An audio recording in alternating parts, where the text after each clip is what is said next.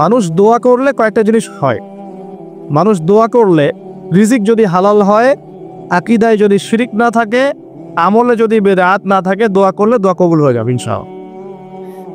দোয়া করলে দোয়া ডাইরেক্ট কবুল হয়, অথবা আল্লাহ পাক এই দোয়ার বিনিময়ে তার ভবিষ্যতের কিছু বিপদ আপদ সরিয়ে দেন।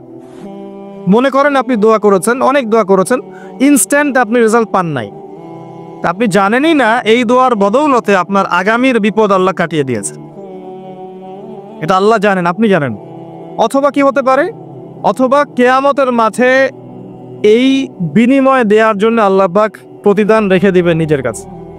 এবং আমরা অনেকেই কিয়ামতের মাঠে উঠব, উঠে আল্লাহ পাক আমাদেরকে দেখাবেন, আমল নামা দেখাবেন এবং বলবেন অমুক দিন তুমি এই দোয়া করেছিলে, আমি এই দোয়াটা ওই সময় দেইনি, তোমার জন্য জমা রেখেছি, আজকে সেই দোয়ার বিনিময় তোমাকে দান কর। ওই দিন মানুষ বলবে, আমরা বলবো যে কাশ দুনিয়াতে আমার কোনো দোয়াই যদি কবুল না হতো।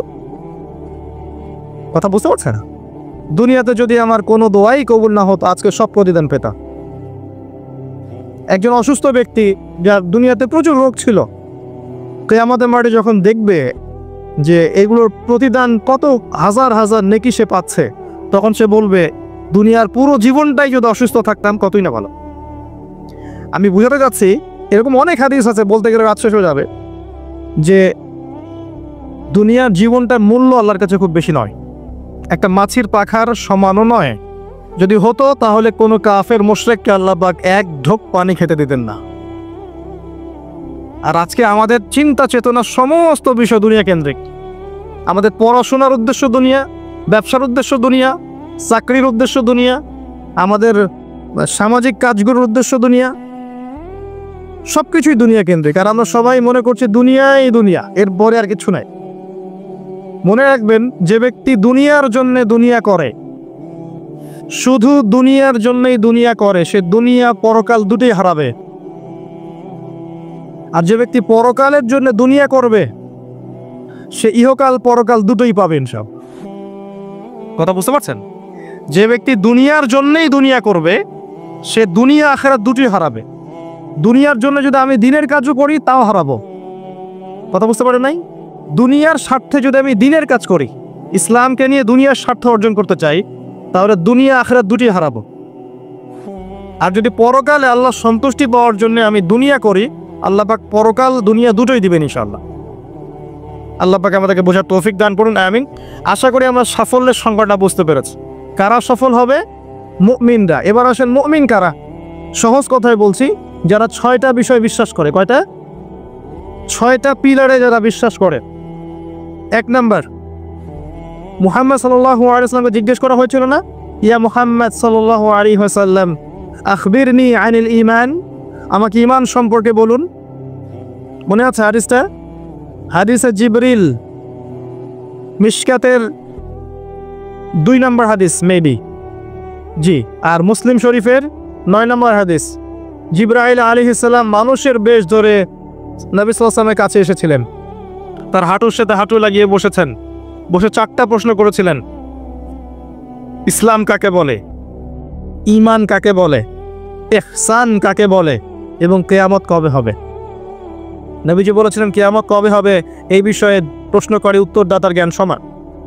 তখন তিনি আবার প্রশ্ন করেছিলেন, তাহলে আলামত কিছু বলে দিন। এর উপর বিস্তারিত আমার খুতবা আছে, শুনে নিবেন, ইউটিউবে আছে। তো এর মধ্যে একটা প্রশ্ন ছিল, ঈমান কাকে বলে। নবী সাল্লাল্লাহু আলাইহি ওয়াসাল্লাম উত্তর দিয়েছিলেন, আল ঈমান, ঈমান হচ্ছে আন তুমিনা বিল্লাহ, তুমি বিশ্বাস করবে এক আল্লাহর প্রতি। মুখস্থ করে ফেলবেন, এক আল্লাহর প্রতি ঈমান। ওয়া মালাইকাতিহি, তার ফেরেশতা মণ্ডলীর প্রতি 2 নম্বর। 3 নম্বর, ওয়া কুতুবিহি, তার আসমানি কিতাব সমূহের প্রতি, সমস্ত আসমানি কিতাব সমূহের প্রতি। 4 নম্বর, ওয়া রুসুলিহি, তার সমস্ত রাসূলগণের প্রতি বিশ্বাস করবে। 5 নম্বর, ওয়াল ইয়াউমিল আখির, পরকালের জীবনে বিশ্বাস করবে। 6 নম্বর, ওয়াল কদরি খায়রি ওয়া শাররি, তাকদীরের ভালো এবং মন্দের প্রতি বিশ্বাস করবে। এই 6টা পিলারের প্রতি বিশ্বাস করার নাম কি? ঈমান। বলেন তো আমার সাথে। 1 নম্বর আল্লাহর প্রতি, 2 নম্বর ফেরেশতা মণ্ডলীর প্রতি, 3 নম্বর আসমানি কিতাব সমূহের প্রতি, 4 নম্বর নবী রাসূলগণের প্রতি, 5 নম্বর পরকালের জীবনের প্রতি, 6 নম্বর কি ভাগ্যের ভালো মন্দের প্রতি। এখন মজার ব্যাপার হচ্ছে এই 6টার কোনোটাই চোখে দেখা যায় না। কথা বুঝতে পারছেন? এই 6টার কোনোটাই আপনি চোখে দেখতে পারবেন না। আল্লাহ দেখেছেন, মালায়েকা ফেরেশতা দেখেছেন, আসমানি কিতাব সমূহ, আগের আসমানি কিতাবগুলো দেখেছেন। আমি তো বারবার একটা কথা বলি লেকচারে যে অনেক মুসলিম তো কোরআনও দেখেনি। এমন মুসলিম নাই? আছে, অবশ্যই আছে, দিন দিন ওদের সংখ্যা বাড়ছে। হ্যাঁ, কেমব্রিজ, অক্সফোর্ড, হার্ভার্ড থেকে পড়ে আসছে, কোরআন দেখেনি। হ্যাঁ, আপনি তোলা তোলা করে বড় করেছেন, ইউনিভার্সিটিতে পড়ে আপনার ছেলে কোরআন দেখেনি কখন? দেখেছে যে তার বাবার মৃত্যুবার্ষিকীতে হুজুর এসে একটা বই পড়ে, তার নাম কোরআন, তার কাছে এরকমই মনে হয়। এরকম জেনারেশন আছে না? এদেরকে খিজর আলাইহিস সালাম পেলে হত্যা করতেন। ওই যে ছোট্টবেলায় একটা বাচ্চাকে হত্যা করে, মনে আছে? একটা ছোট্ট বাচ্চাকে খিজর আলাইহিস সালাম হত্যা করেছিলেন। নবী সাল্লাল্লাহু আলাইহি ওয়াসাল্লাম বলেছিলেন, কে জন্য হত্যা করলেন? একটা অপরাধ করলেন আপনি। খিজর আলাইহিস সালাম বলেছিলেন, এই বাচ্চা যদি বড় হতো তাহলে বিশাল কাফের হতো এবং নিজে কুফরি করতো, পিতা মাতাকে কাফের বানিয়ে ছাড়তো। এই হলো সেই জেনারেশন যেটাকে আমরা বড় করছি এখন। বিশ্বাস করেন এটাই সেই জেনারেশন। আর সূরা কাহফ কিন্তু শেষ জামানার সূরা। এই সূরা আপনাকে দাজ্জাল থেকে বাঁচাবে। দাজ্জাল আগমনের সময় বিশ্বের কি অবস্থা হবে এটা ওই সূরার মধ্যেই দেয়া আছে। এটাকে আপনার বুঝতে হবে গভীরভাবে। যাই হোক, আসেন, আসমানি কিতাবসমূহ আমরা কিন্তু দেখিনি, কোরআন আমরা দেখেছি। নবী রাসূলগণ কোন নবীকে দেখেছে? এমনকি আমরা কি আমাদের নবীকেও দেখেছি? দেখিনি। ওয়াল ইয়াউমিল আখির, পরকালকে দেখেছে? পরকালের কিছুই দেখিনি আমরা। দেখেছি? আমরা শুনেছি কবরে আযাব হয়, দেখেছেন কখনো? কবর চাপা দিবে, দেখেছেন? কবরের প্রশ্নোত্তর হবে, দেখেছেন? কবরে যে আমরা দাফন করে দিয়ে আসি, কখনো কি দেখা যায় এগুলো? আমরা কি রূহ বা আত্মাকে দেখেছি? দেখেছি? এরকম পরকালের প্রতিটা স্তর, কিয়ামতের মাঠ, মিজান, পুলসিরাত, জান্নাত, জাহান্নাম, আমলনামা দেখেছি? দেখি নাই। আমাদের কাদের ফেরেশতা দেখেছি? কিছু দেখি নাই। এই যে 6টা পিলার ঈমানের, সব কিন্তু গায়েব, অদৃশ্য বিশ্বাস। এটাই সেই আয়াতের ব্যাখ্যা। আল্লাহ পাক বলেছেন, আলিফ লাম মিম যালিকাল কিতাব লা রাইবা ফিহি হুদাল মুত্তাকিন। এই বইটা মুত্তাকিদের জন্য হেদায়েত, যে বইয়ে কোনো সন্দেহ নাই, যে কিতাবে কোনো সন্দেহ নাই। এই মুত্তাকি কারা? আল্লাযীনা ইউমিনুনা বিল গায়বি, যারা কিনা প্রথমত এই গায়েবের প্রতি ঈমান আনে। এই হলো গায়েবের 6টা পিলার। এখন সবচেয়ে মজার কথা হচ্ছে যে এখনকার শিক্ষা এবং জ্ঞান দর্শন হচ্ছে এমন যে পরীক্ষা নিরীক্ষা, বিজ্ঞান, যুক্তি আর দর্শন দিয়ে কোনো কিছুকে যদি প্রমাণ না করতে পারেন তাহলে তার অস্তিত্ব নেই। এটা আমাদেরকে শেখানো হয়, পশ্চিমারা এটা শিখিয়েছে।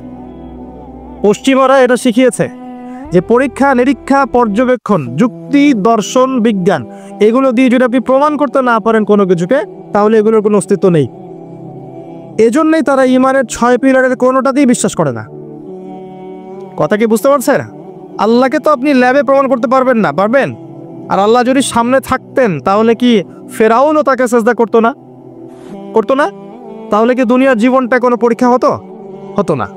যাই হোক, এই যে মালায়েকা, আপনি কি ল্যাবে প্রমাণ করতে পারবে? পারবে? পারবেন না। রূহ বা আত্মাকে প্রমাণ করতে পারবেন? স্বপ্নের ব্যাখ্যা দিতে পারবেন? ঘুম, মানুষ যে ঘুমায়, ঘুমের মধ্যে হাসে এবং কাঁদে, আছে না? ঘুমের মধ্যে ভয় পায়, ব্যাখ্যা করতে পারবেন? পারবেন না। এই যে পরকালের জীবনের, কবরের আযাব, জান্নাত, জাহান্নাম, মিজান, পুলসিরাত, একটাকেও কি ব্যাখ্যা করা যাবে? ল্যাবরেটরিতে প্রমাণ করা যাবে? ওদের দর্শন হচ্ছে, এটাকে বলে এপিস্টিমোলজি বা জ্ঞান তত্ত্ব। ওদের জ্ঞান তত্ত্ব হচ্ছে যে যেহেতু এগুলোকে আমরা প্রমাণ করতে পারছি না, অতএব এগুলোর কোনো অস্তিত্ব নাই। চাক্ষুষ যা দেখব তাই সত্য। এটা ওই যে মূসা আলাইহিস সালামকে বলেছিল তার কওম, লান নুমিনা লাকা হাত্তা নারাল্লাহা জাহরা, আমরা বিশ্বাস করব না তোমার কথা হে মূসা, যতক্ষণ আল্লাহকে হাজির করছো আমাদের সামনে, দেখব তারপর বিশ্বাস করব। এই জ্ঞান তত্ত্ব দিয়ে সারা বিশ্বের শিক্ষা দর্শন চলছে। এই কারণেই বলি আমি, শিক্ষার মধ্যে শিরক আছে। কি আছে? শিক্ষা দর্শনের মধ্যে শিরক আছে। এই চিন্তা চেতনা লালন করে কেউ জ্ঞান অর্জন করে, তার এই পুরো জ্ঞান অর্জনটাই বৃথা। এই জ্ঞানের দিয়ে সে দুনিয়া পাবে, পরকাল পাবে না। তো ঈমানের 6 পিলার প্রত্যেকটাই কি? গায়েবে বিশ্বাস। এগুলো বিশ্বাস করতে হবে, এটাই দুনিয়ার জীবনের পরীক্ষা। মনে রাখবেন, এগুলোর প্রতিটার পিছনেই বিজ্ঞান আছে। যুক্তি দর্শন আছে, কিন্তু আমাদেরকে সেই ক্যাপাবিলিটি অফ থিঙ্কিং দেয়া হয় নাই। আমাদেরকে ওই মাথার মধ্যে ওই চিন্তা শক্তি দেয়া হয়নি যে আপনি মালায়েকা ব্যাখ্যা করতে পারবেন। যখন মৌতের আলামত শুরু হবে, মানুষের চোখ লোহার মতো তীক্ষ্ণ হয়ে যাবে। আছে না সূরা কফের মধ্যে, ফাকাশাফনা আনকা গিতাক ফাবাসারুকা ইয়াওমা হাদিদ, এই যে তোমার চোখ আজকে লোহার মতো তীক্ষ্ণ হয়ে গেছে, পরকালকে দেখতে পারবে সে। মৃত্যুর সময় দেখবেন মানুষ চোখ খুলে তাকিয়ে থাকে, তাকিয়ে থাকে না, চোখ বন্ধ করে দেওয়া হয়। তার রূহটা যে মালায়েকা নিয়ে চলে গেছেন সে দেখতে থাকে, রূহটাকে ফলো করতে থাকে। মানুষের সায়েন্স বলে এখন মানুষের বডি যখন মারা যায় তারপরও চোখ জীবিত থাকে। চোখের মধ্যে চোখ সবচেয়ে শেষে নষ্ট হয়। চোখের এই যে ইন্দ্রিয়ের ক্ষমতাটা, এটা প্রথম মানে ডেড বডি মারা যাওয়ার সাথে সাথেই শেষ হয়ে যায় না, চোখের এই ক্ষমতাটা বাকি থাকে। দেখবেন চোখ তাকিয়ে আছে। যদি ভালো মানুষ হয়, একটা জান্নাত থেকে সিঁড়ি নামিয়ে দেওয়া হয় এবং সিঁড়িতে করে তার আত্মা চলে যাবে ইল্লিনে ইনশাআল্লাহ। আর খারাপ হলে কোথায় যাবে? সিজ্জিন। এটা বারজাখের জীবন, এখানে আযাব দেয়া হচ্ছে। মিরাজের রাতে নবী সাল্লাল্লাহু আলাইহি ওয়াসাল্লাম দেখে আসছেন না, সুদখোরের শাস্তি রক্তের নদীতে ফেলে মাথা ফাটিয়ে দেওয়া হচ্ছে।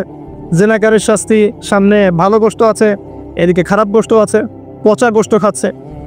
গীবত করে শাস্তি দেখেছেন, এতিমের মাল আত্মসাৎকারী এরকম করে আগুনের দলা খাচ্ছে, বায়ুপথ দিয়ে আগুন বের হয়ে যাচ্ছে। অনেক শাস্তি দেখে এসেছে। এক শ্রেণীর বক্তার শাস্তিও দেখেছেন, নাউজুবিল্লাহ, আল্লাহ পাক হেফাজত করুন আমাদেরকে। আগুনের কেচি দিয়ে জিহ্বা কেটে দেয়া হচ্ছে, আগুনের কেচি দিয়ে জিহ্বা কেটে দেয়া হচ্ছে। সেটা হচ্ছে বলতো, কাজের বেলা কিছু ছিল না, এবং শরীয়তের মূল বিষয়কে বিকৃত করে ফেলতো এই শাস্তি।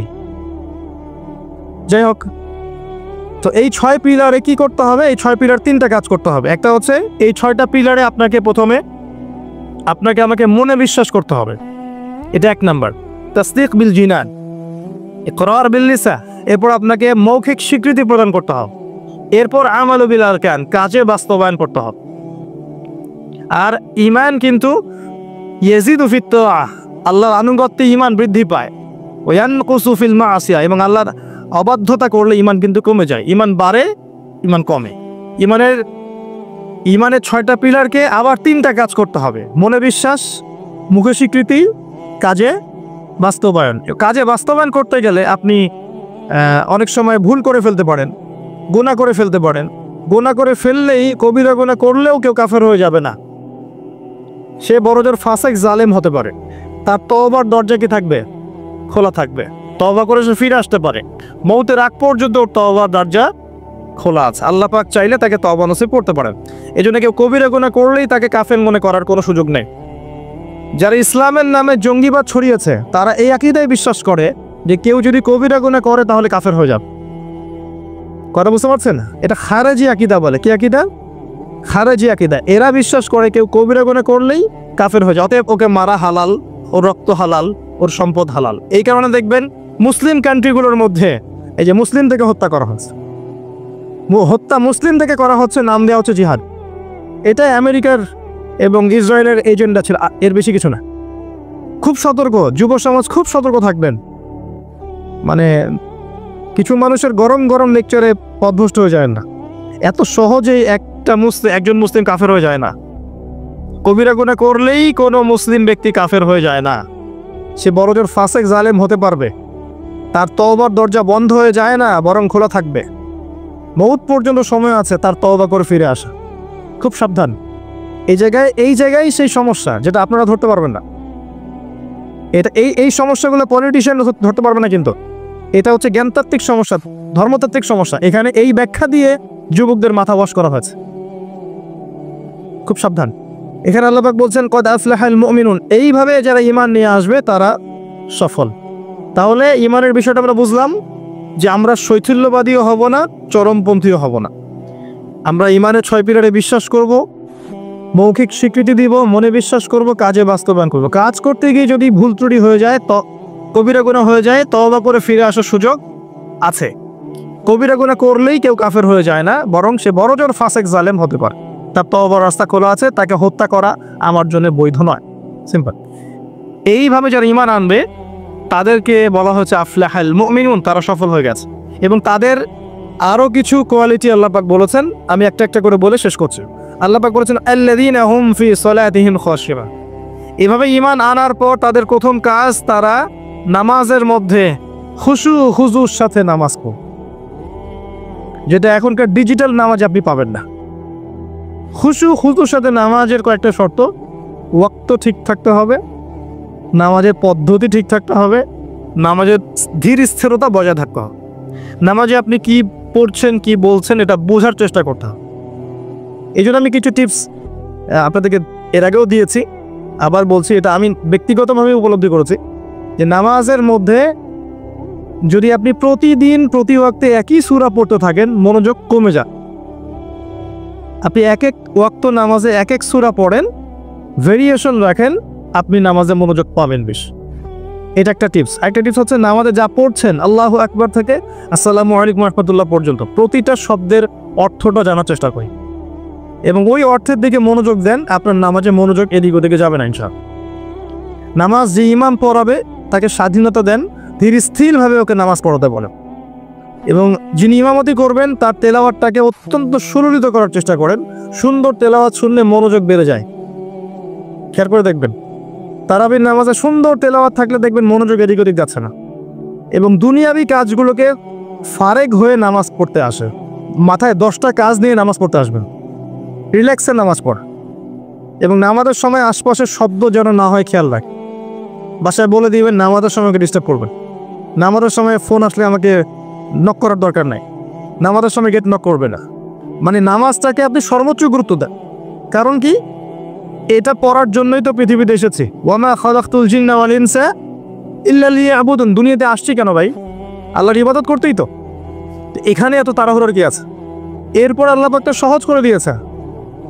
আপনি মুসাফির হলে কসর করতে পারবেন না? মুসাফির হলে কসর করতে পারবেন।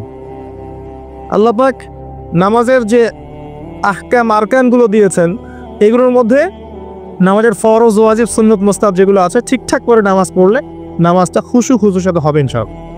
আল্লাহ পাক আমাদের সবাইকে খুশু খুজুর সাথে 5 ওয়াক্ত নামাজি বানিয়ে দিন, আল্লাহুম্মা আমিন।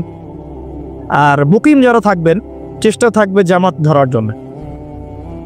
এটা ব্যক্তিগত উপলব্ধি আমার। জামাতে সালাত পড়লে যেরকম মনোযোগ আসে, মনটা তৃপ্তি হয়, বাসায় নামাজ পড়লে সেটা হয় না।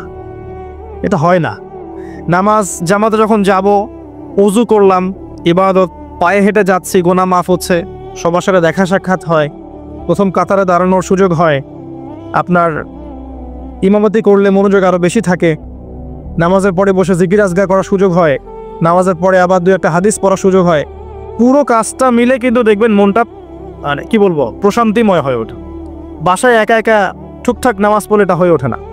তবে কিছু নামাজ বাসায় পড়তে নবীজি বলেছে, এতে করে বাসায় রহমত বরকত নাজিম হবে। অনেকে প্রশ্ন করে, স্বামী স্ত্রী কি একসাথে নামাজ পড়তে পারবে? স্বামী স্ত্রী একসাথে সিনেমা দেখতে পারবে, নামাজ পড়তে পারবেন নাকি? এগুলো প্রশ্ন করে। স্বামী স্ত্রী কি একসাথে নামাজ পড়তে পারবে? নামাজ পড়েন না বলেই তো এই সমস্যা। স্বামী স্ত্রী একসাথে মাঝে মাঝে নামাজ পড়বেন, মাঝে মাঝে নফল নামাজ পড়বেন একসাথে। এতে করে দেখবেন মহব্বত বাড়ছে, পরিবারের শান্তি বাড়ছে। স্বামী স্ত্রী একসাথে সারা দুনিয়া ঘুরে বেড়ায়, বেপর্দা হয়ে ফেসবুকে ছবি দেয়, এগুলো করতে পারবে, নামাজ পড়তে পারবে? জিজ্ঞাসা করছে, একদিন প্রশ্ন করছে। আল্লাহ পাক বোঝার তৌফিক দান করুন, বোধ শক্তি দান করুন। ঈমান আনার পর প্রথম কাজ কি ভাই? সালাত। এরপর আল্লাহ পাক বলছে ওয়াল্লাযীনা হুম আনিল লাগওয়ি মু'রিদুন, যারা অনর্থক কথা এবং কাজ থেকে দূরে থাকে। অনর্থক অহেতুক ফাহেসা কথা এবং কাজ থেকে দূরে থাকে, এরা হচ্ছে মুমিন, সফল হচ্ছে। খেয়াল করে দেখবেন আমাদের জীবনের বেশিরভাগ কথা এখন অনর্থক হচ্ছে, অহেতুক। অহেতুক গীবত, অহেতুক তোহমত, অহেতুক সমালোচনা। 3-4 জন একসাথে বসলেই গীবত। যে ব্যক্তি কিছু বোঝেই না, সে পলিটিক্স নিয়ে কথা বলা শুরু করলো, ইকোনমিক্স নিয়ে কথা বলা শুরু করলো, দেশ নিয়ে, রাষ্ট্র নিয়ে, কত বুদ্ধি তার, মাশাআল্লাহ। অথচ সে এসবের ধারই ধারে, জ্ঞানের কোনো ধারই ধারে না। এই জ্ঞান তার মধ্যে নাই। এমন কেউ নাই যে সব বিষয় নিয়ে কথা বলার চেষ্টা করে না। সবাইকে সব বিষয়ে কথা বলতে হবে না তো। যে বিষয়ে দক্ষ সে সেই বিষয়ে কথা বলবে। তো আমরা কিন্তু কথা খুব বেশি বলি, অহেতুক কথাবার্তা, অহেতুক কাজ। দেখবেন অহেতুক কাজে আমাদের যুব সমাজ সময় নষ্ট করছে। ঘুম থেকে ওটা থেকে শুরু করে দেখেন, অহেতুক আড্ডা মারবে, অহেতুক বাইক নিয়ে ঘুরছে মেয়ের পিছনে, অহেতুক বান্ধবীর পিছনে ঘোরা, দেখবেন অহেতুক আড্ডা মারা, কফি শপে বসে থাকা, অনলাইনে সারাদিন অনলাইনে স্ক্রল করতে থাকা, অহেতুক দেখবেন বসে বসে গেমস খেলছি, যে গেমসের কোনো মূল্যই নাই, সময় নষ্ট করছে নিছক মনোরঞ্জনের জন্যে। এরকম প্রচুর কাজ, মেয়েদেরকেও দেখেন সেম কাজ করছে, সারাদিন দেখবেন ওই সাজুগুজু নিয়ে পড়ে আছে, অহেতুক সিরিয়াল দেখছে বসে বসে, ঘন্টা পর ঘন্টা চলে যাচ্ছে, রিমোট নেওয়াই যায় না হাত থেকে। সারাদিনের সব কাজ আগে শেষ করে সন্ধ্যার সময় বসতেই হবে, সন্ধ্যা থেকে রাত 10টা সিরিয়াল, 10টা সিরিয়াল দেখে শেষ করবে। তারপর বাঘের মুখ থেকে খাবার কেড়ে নিয়ে আসতে পারবেন, কিন্তু আপনার স্ত্রীর হাত থেকে রিমোট নিতে পারবেন না। মানে সবই হয়তো খেয়াল করে দেখবেন, প্রচুর কাজ আমরা করি নিছক অহেতুক কথার কাজ। আল্লাহ পাক বলেছেন মুমিনদের সবচেয়ে বড় বৈশিষ্ট্য হচ্ছে তারা অহেতুক কথা এবং কাজ এড়িয়ে চলবে।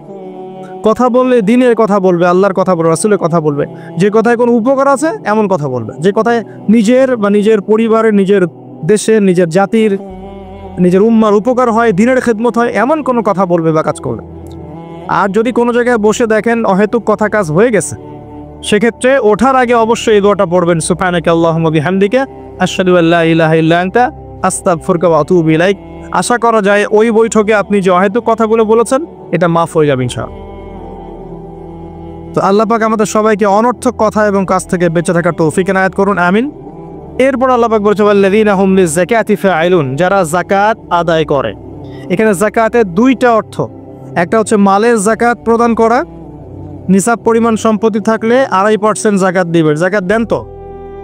শুধু যাকাতটা যদি আমরা কালেক্ট করতে পারতাম, আমাদের সমাজে দারিদ্রতা বলে কিছু থাকতো না। শুধু যাকাতটা যদি আমরা সংগ্রহ করতে পারতাম সবাই, আর আমরা যদি দিতাম, আমরা অনেকে নামাজ পড়ি যাকাত দেই না। রমজান মাসে তারাবির নামাজে এসে অনেক বড় বড় বাহাদুরি দেখাই, যাকাতটা আদায় করি না। বহু মানুষ আছে আমরা যাকাত দেই না। এমন অনেক মানুষ আছে আমাদের সমাজে যাদের এক একজনের যাকাতের টাকা দিয়ে শত শত মানুষের কর্মসংস্থান করা সম্ভব, জানেন? এমনও অনেক মানুষ আছে আমাদের দেশে। আমরা বলি না যে আমরা মধ্যম উন্নয়ন অগ্রগতির দেশ, তাই বলছি না এখন, কিন্তু উন্নয়নশীল দেশ হলে আমাদের মধ্যে এমন অনেক মানুষ আছে যাদের সম্পদ মাশাআল্লাহ ওই আকাশের চূড়ায় পৌঁছে গেছে। যাকাত নেন, দেখবেন অনেক কিছু করা সম্ভব। স্বেচ্ছায় যাকাত দেওয়ার মানসিকতা তৈরি করে, এটা ফরজ জিনিস, নফল নয়। এটা একটা অর্থ। নিসাব পরিমাণ সম্পদ থাকলে যাকাত দিয়ে দিন। যদি যাকাত না দেন, সূরা তাওবা পড়ে দেখেন আপনার জন্য কি শাস্তি অপেক্ষা করছে। সম্পদ গলিয়ে কপালে, গালে, পিঠে সব জায়গায় আল্লাহ পাক লেপটে দিবেন, দিয়ে বলবেন হাযা মা কানাসতুম লিআনফুসিকুম, এটাই সেই সম্পদ যা তুমি তোমার জন্য জমিয়ে রেখেছিলে। ফাযুকুল আযাব বিমা কুনতুম তাকনিসুন, আজকে স্বাদ ভোগ করো, আযাব চাটো, যে সম্পদ তুমি সঞ্চয় করেছিলে এর স্বাদ তুমি চেখে দেখো। আল্লাহ পাক আমাদেরকে যাকাত প্রদান করা তৌফিক দান করুন, আমিন। যাকাত এবং ইসলামিক ইকোনমিক্স নিয়ে আমি ইনশাআল্লাহ ডিটেইলস কোন একটা লেখে আলোচনা করব ইনশাআল্লাহ।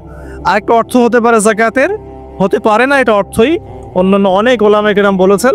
এখানে যাকাত আরেকটা অর্থ হচ্ছে আত্মশুদ্ধি, মনটাকে পবিত্র করা। আর আত্মশুদ্ধি অর্জন হবে কিছু কাজে, আমি আবারও বলছি, আত্মশুদ্ধি অর্জন হবে নামাজ বেশি বেশি করে পড়লে এবং নফল নামাজ বাড়িয়ে দিলে, আল্লাহর জিকির বেশি বেশি করে করলে, তাসবিহ তাহলিলগুলো বাড়িয়ে দিলে, সকাল সন্ধ্যায় জিকির করলে, আল্লাহ পাকের কাছে বেশি বেশি দোয়া করলে, বেশি বেশি মৌতের কথা স্মরণ করলে, ইয়তীমের মাথায় হাত বোলালে, মানব সেবামূলক কাজ করলে, জনগণের কল্যাণ হয় এমন কাজ করলে মন নরম হবে, সফট হবে ইনশাআল্লাহ। এবং মন যত নরম হবে তত বেশি আল্লাহ নূর সেখানে আসবে।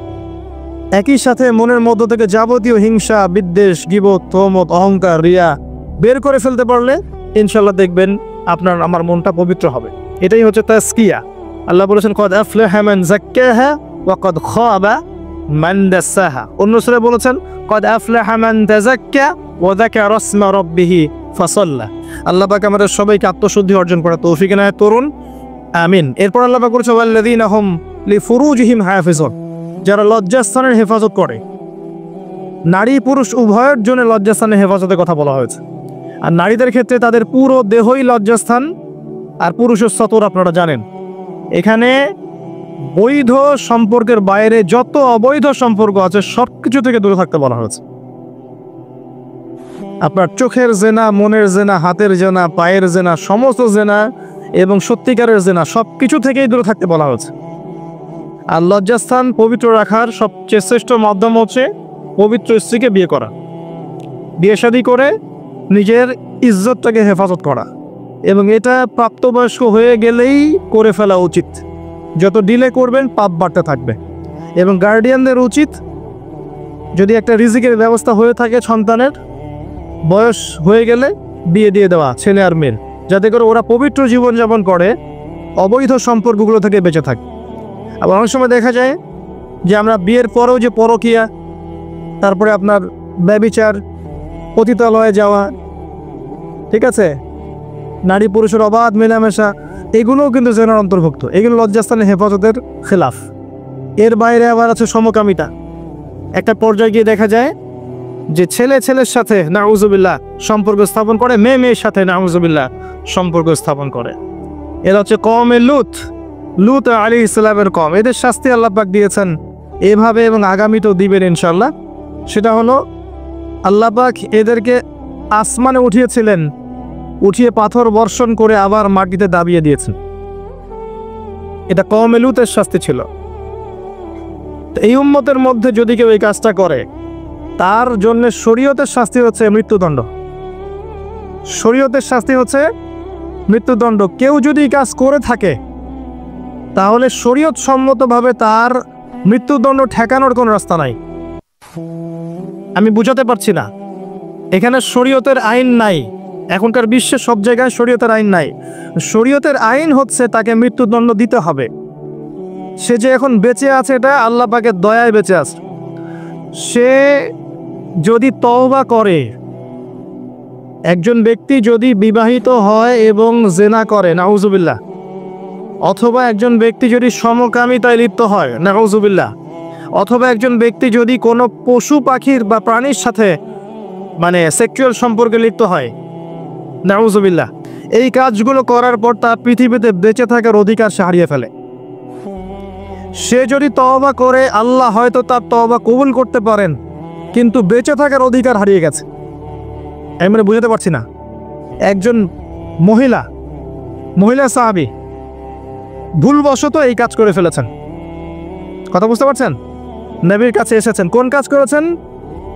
বিবাহিত হওয়ার পরেও ব্যভিচার করেছেন। সমকামিতা নয়, কিন্তু বিবাহিত হওয়ার পরেও ব্যভিচার করেছেন। আর সমকামিতা এর চেয়ে তো ডেঞ্জারাস। এই মহিলাকে নবী সাল্লাল্লাহু আলাইহি ওয়াসাল্লাম বলছেন, বাসায় যাও, তওবা করো। সেই মহিলা বারবার জোর করছে, ইয়া রাসূলুল্লাহ, আমাকে পবিত্র করেন, আমাকে পবিত্র করেন। নবী সাল্লাল্লাহু আলাইহি ওয়াসাল্লাম যখন জানতে পারলেন যে এই মহিলা সুস্থ, পাগল নয়, এবং সে এরকম ব্যভিচার করেছে, তিনি তাকে বললেন যে তোমার গর্ভে সন্তান এসেছে, এই সন্তান জন্মগ্রহণ করবে, তারপরে আমার কাছে এসো, বিচার করে দেব। সে মহিলা ফিরে গেল। সে মহিলা ফিরে গিয়ে এই যে বাচ্চা, তার কি বাবার পরিচয় আছে? বাচ্চা লালন বড় করলেন, এরপর বাচ্চা খালাস করলেন, জন্মদান করলেন। জন্মদান করার পরে কোলের বাচ্চাকে নবীর কাছে এসেছেন সাল্লাল্লাহু আলাইহি ওয়াসাল্লাম, এসে বলেছেন, ইয়া রাসূলুল্লাহ, বাচ্চা এই যে জন্ম হয়ে গেছে, আমাকে পবিত্র করেন। নবীজি বললেন সাল্লাল্লাহু আলাইহি ওয়াসাল্লাম, ফিরে যাও, এই বাচ্চা যখন দুধ ছাড়বে তখন আসবে। 2 বছরের মধ্যে এই বাচ্চা দুধ ছেড়ে দিল, শক্ত খাবার খেতে শিখলো। এবার সেই মহিলা আবার এসেছে, এসে বলছে, ইয়া রাসূলুল্লাহ সাল্লাল্লাহু আলাইহি ওয়াসাল্লাম, আমাকে পবিত্র করেন।